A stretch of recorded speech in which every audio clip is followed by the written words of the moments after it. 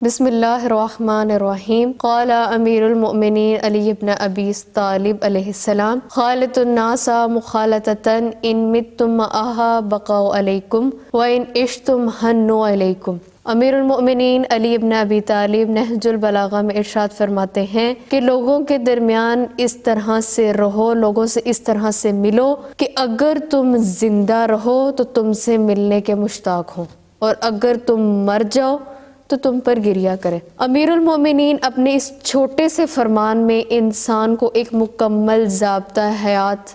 ایک مکمل دستور عمل بیان کر رہے ہیں۔ انسان کو اپنا کردار، اپنا اخلاق، اپنی شخصیت اتنی بہترین بنانی چاہیے کہ جب تک وہ اس دنیا میں رہے لوگ اس سے ملنے کے مشتاق ہوں، اس سے بات کرنے کے مشتاق ہوں،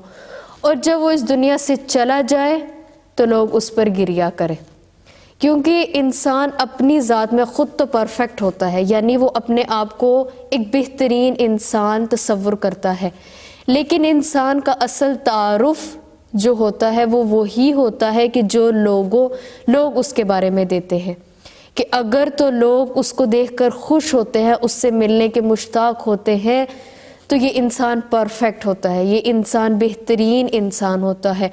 اور اگر اس کا کردار، اس کا اخلاق، اس کا لہجہ اس طرح سے ہو کہ لوگ اس سے دور بھاگیں، اس سے بات نہ کرنا پسند کریں، تو یہ انسان کو چاہیے کہ وہ اپنے کردار کو ایسا بنائے کہ لوگ اس سے ملنے کے مشتاق ہوں، کیونکہ انسان جب دل سے بولتا ہے تو لوگ اسے دل سے سننا پسند کرتے ہیں، اور اگر وہ زبان سے بولتا ہے تو اسے لوگ کان سے سننا پسند کرتے ہیں۔ والسلام۔